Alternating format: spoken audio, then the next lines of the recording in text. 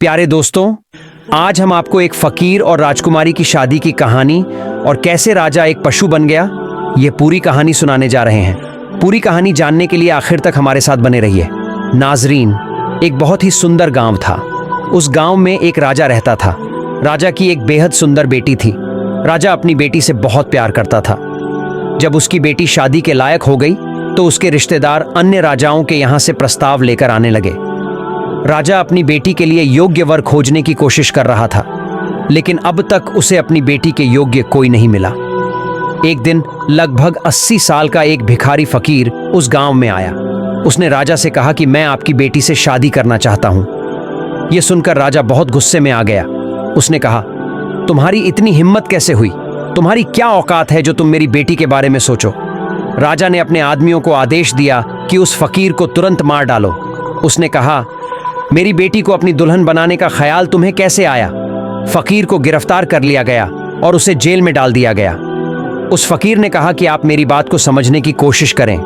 मैं आपकी बेटी से शादी करना चाहता हूं, लेकिन इसके पीछे एक बहुत बड़ी वजह है। लेकिन बादशाह कहने लगा कि मैं अब एक ही बात सुनना नहीं चाहता। बादशाह ने फौरन उसको कहा कि इसको ले जाओ और कैदखाने में डाल दो। उस फकीर को कैदखाने में कोड़े मारे जा रहे थे। जब यह खबर राजकुमारी तक पहुंची तो उसने अपने बाप से कहा कि यह आप क्या कर रहे हैं? किसी बुजुर्ग के साथ ऐसा करना अच्छी बात नहीं। उसने कहा कि तुम बीच में मत पड़ो। वो राजकुमारी फकीरों की बहुत ज्यादा इज्जत करती थी, बहुत ही नेक थी। उसने कहा कि जो भी हो, मैं इस बात को पसंद नहीं करती कि इस मुल्क का राजा इस तरह से किसी बूढ़े इंसान पर जुल्म करे। राजा ने कहा कि तुम्हारी बात को मैं मान लूंगा, अब यहां से जाओ। वो वहां से जा चुकी थी, लेकिन शहजादी को यह नहीं पता था कि वह उसकी शादी का पैगाम लेकर यहां आया था। जब राजकुमारी को इस बारे में मालूम हुआ तो यह फकीर मेरे लिए शादी का पैगाम लेकर आए थे, तो अपने बाप के पास फिर आई और कहने लगी, क्या इस फकीर ने मुझसे शादी करने के लिए कहा था?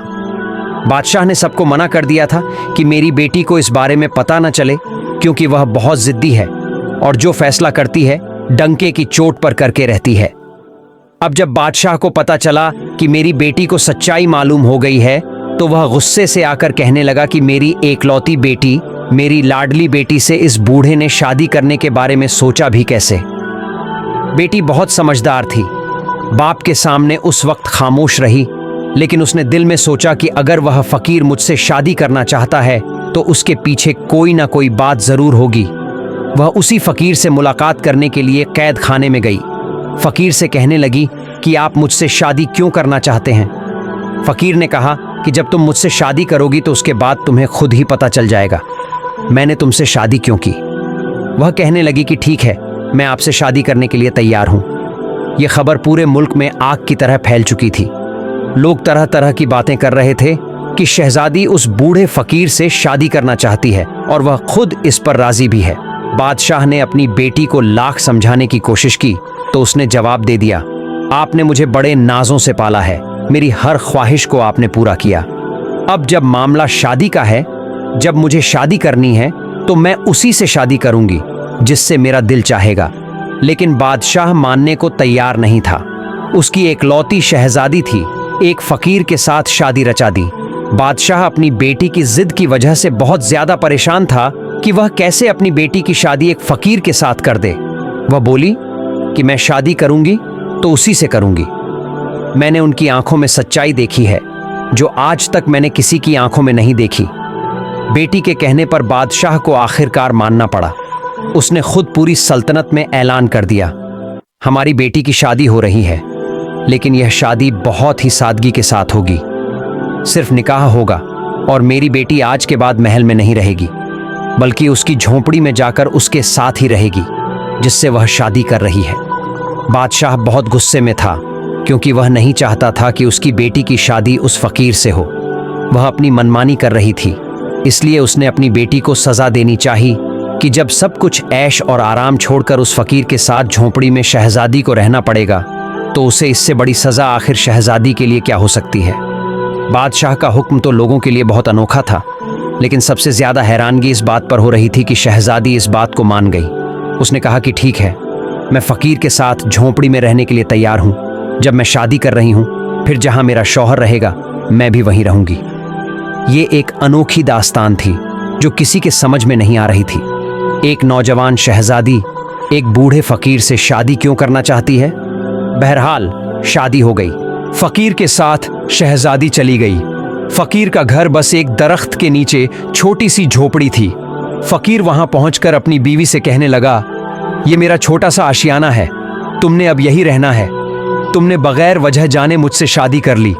तुम बहुत अच्छी सोच की मालिक हो। मैं तुम्हारी इस बात का बहुत ज्यादा शुक्रिया अदा करता हूँ, लेकिन मेरे पास ऐसा कुछ नहीं कि दिन भर मैं भूखा रहता हूँ। रात को इबादत करता हूँ, जब कभी कहीं से मिल जाता है तो खा लेता हूँ। क्या तुम मेरे साथ इस हाल में रह लोगी? शहजादी कहने लगी कि अगर आपसे मैंने शादी की है तो इसका मतलब यही है ना कि आप जिस हाल में मुझे रखेंगे मुझे उसी हाल में रहना होगा। फकीर बोला कि मैंने तुमसे शादी की है, इसके पीछे 2 बड़े राज हैं, लेकिन तुमने मुझसे शादी क्यों की? उसने कहा कि मैंने अल्लाह की बारगाह में दुआ की थी, अगर मेरी जिंदगी में कोई नेक इंसान आएगा तो मैं उसी को अपना शौहर कबूल करूंगी, चाहे वह किसी सल्तनत का राजकुमार हो या कोई दरवेश हो। उस दिन आप हमारे लिए यहां आए। वह इतनी सब्र करने वाली थी कि वह फकीर ऐसी बीवी को पाकर बहुत ज्यादा खुश था और दोनों दिन भर के भूखे रहते, रात भर अल्लाह की इबादत करते। फकीर किसी मकसद के बगैर कोई काम नहीं करते। शहजादी अच्छी तरह इस बात को समझ चुकी थी। वह शाही महल छोड़कर आई थी, शाही गुजर बसर छोड़कर फकीरी की जिंदगी अपनाकर अल्लाह का शुक्र अदा कर रही थी। वह फकीर अपनी बीवी को इस हाल में देखकर अल्लाह ताला का बहुत ज्यादा शुक्रिया अदा करता, उसके लिए हमेशा दुआ करते रहता।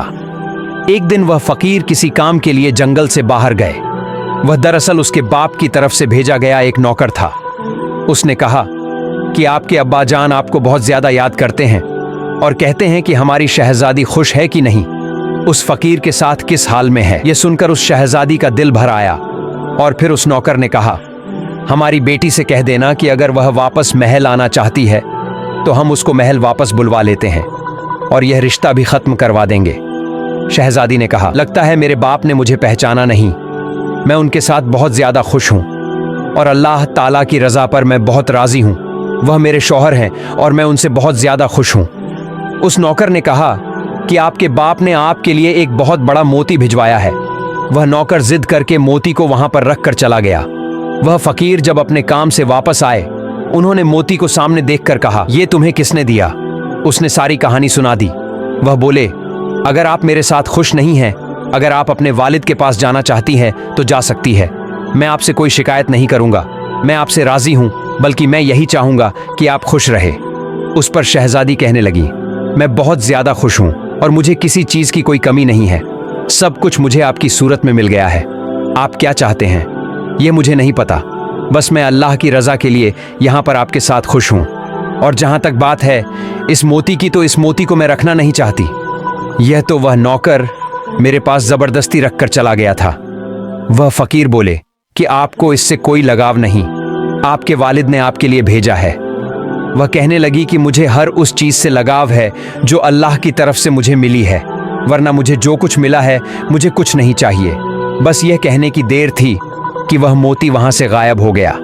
यह देखकर वह फकीर मुस्कुराए। आपने अपनी बीवी को यह बात नहीं बताई थी कि यह सब क्या हुआ है। आपने कहा कि तुम एक नेक और पारसा औरत हो। यह मोती जहां से आया था उसी जगह वापस चला गया। एक सादा औरत अपने शौहर के साथ प्यार से रहती, उम्र का इतना फर्क था तब भी उसको सुकून था, जिसने हमेशा शाही जिंदगी देखी, सिर्फ 2 खजूरों पर आज गुजारा कर रही थी। ये बहुत ही बड़ी बात थी। कभी कभी तो खजूर भी खाने को नहीं मिलती थी। एक रात वह फकीर इबादत कर रहे थे कि उनको किसी के आने की आहट सुनाई दी गई। फकीर ने देखा तो एक आदमी अपने सर पर बड़ा सा थाल लेकर चला आ रहा है। अपने कहा कि बादशाह सलामत ने अपनी बेटी के लिए यह रात का खाना भिजवाया है और कहा है कि मेरी बेटी से कहो सिर्फ पानी पिएगी तो मर जाएगी।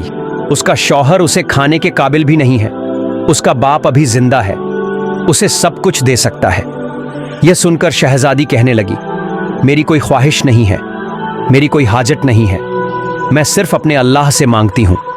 जाओ ये खाना लेकर वापस चले जाओ। जिसने यह खाना भिजवाया है उसी को जाकर दे दो। मुझे जो अल्लाह खिलाएगा मैं वहीं खाऊंगी। और यही मैंने अल्लाह की बारगाह में दुआ की। लेकिन नौकर मजबूर होकर थाल लेकर खड़ा रहा। शहजादी को गुस्सा आ गया। उसने कहा कि मैं ये खाना नहीं खाऊंगी, मैं अल्लाह पाक की नेमतों की नाशुक्रे नहीं हूँ। शहजादी की इस बात को सुनकर फकीर की आंखों में आंसू आ गए। उन्होंने अल्लाह ताला की बारगाह में दुआ की कि या अल्लाह, यह तुझसे मांगती है, मेरी वजह से सब शुक्र से जिंदगी गुजार रही है, कभी उफ तक नहीं कहा, लेकिन आज तू मेरी बीवी के लिए आसमान से एक ऐसा फल उतार दे जो कभी किसी ने न देखा हो। फकीर की दुआ सुन ली गई। आसमान से चांदी के थाल उतरते हुए नजर आ रहे थे जिसमें खाने रखे हुए थे। बादशाह का नौकर इस मंजर को देखकर अपने होश खो बैठा। अपने खाने की थाल को लेकर वह वापस महल की तरफ चला गया। अब यहां पर उस फकीर ने कहा कि तुम हमेशा कहती हो ना, अल्लाह ताला तुम्हें खिलाएगा तभी तुम खाओगी।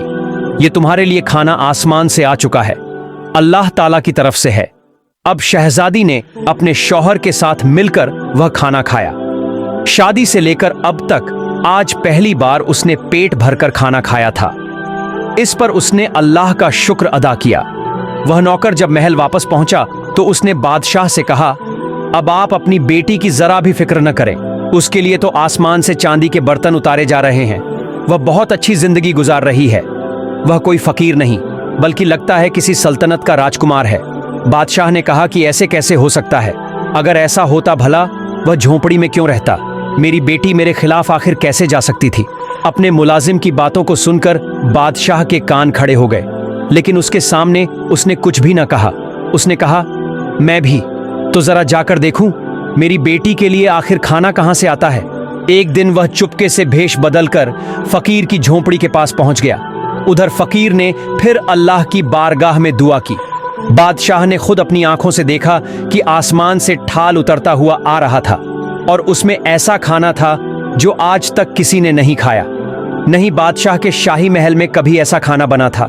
ये सब देखकर उसका खून खौलने लगा। वो अपने महल में वापस आ गया और दाएं बाएं टहलने लगा। उसने कहा कि मुझे लगता है कि ये फकीर कोई बहुत बड़ा जादूगर है, तभी तो खाना इस तरह ऊपर से मंगवा रहा है। उसने अपने खास आदमी से कहा कि इस जादूगर का खात्मा करना पड़ेगा। उस जादूगर ने तो हमारी बेटी को हमसे दूर कर दिया है। उस मुलाजिम ने कहा कि जी हाँ, एक ऐसा जादूगर को मैं जानता हूं जो उससे लड़ सकता है। वह बहुत पहुंचा हुआ जादूगर है। उसकी जादू के आगे किसी का जादू काम नहीं करता, सब नाकाम हो जाते हैं। उसके सामने वह दरवेश क्या है, 80 साल का बूढ़ा जिसके पैर खुद कब्र में लटके हुए हैं। बादशाह ने कहा, ठीक है, उस जादूगर को फौरन मेरे पास बुलाकर लाओ। जब वह जादूगर आया तो उससे बातें बताई गई और कहा गया कि वह अल्लाह वाले फकीर इस तरह मेरी बेटी को अपने साथ ले गए और जादू के तौर पर उसको रोजाना खाना खिला रहे हैं। शहजादी को जब इतने अच्छे अच्छे खाने खाने को मिलेंगे, शहजादी तो उसी के गुण गाएगी। बस मुझे अपनी बेटी किसी हाल में वापस चाहिए। अपना अमल शुरू किया। कुछ दिन अमल करने के बाद उसको पता चल गया कि वह कोई जादूगर नहीं बल्कि एक अल्लाह का नेक बंदा है। उसका मुकाबला करना इतना आसान नहीं। जादूगर सीधा बादशाह के पास आया और कहने लगा, मैं उनसे मुकाबला नहीं कर सकता, क्योंकि अगर मैं उसके सामने खड़ा होता हूं तो मुझे बहुत बड़ा नुकसान हो जाएगा। बादशाह कहने लगा कि ऐसा कौन सा नुकसान हो जाएगा। वह कहने लगा कि बस यूं कोई भी जादू मैं उसके साथ नहीं करना चाहता। बादशाह बहुत ज्यादा गुस्से से बोल रहा था, क्योंकि अब तक वह बर्दाश्त कर रहा था। आज तक उसने अपनी बेटी की हर जिद को पूरा किया था। अब जब उसने देखा कि यह जादूगर अमल करने को तैयार नहीं, उसने जादूगर से कहा कि अगर तुम खुद अमल नहीं कर सकते मेरी बेटी को वापस लाने के लिए, तो अपनी बेटी को वापस लाने के लिए मैं खुद भी अमल कर लेता हूं। मुझे यह अमल पूरा सिखा सकते हो? जादूगर ने कहा कि आप नहीं जानते, आपकी सल्तनत उलट जाएगी, कुछ भी नहीं बचेगा। उसने कहा कि मुझे किसी कीमत पर भी अपनी बेटी वापस चाहिए। अब जादूगर ने बादशाह के कहने पर उसे वह अमल सिखाना शुरू कर दिया। प्यारे दोस्तों, इस वीडियो को लाइक जरूर कर दें।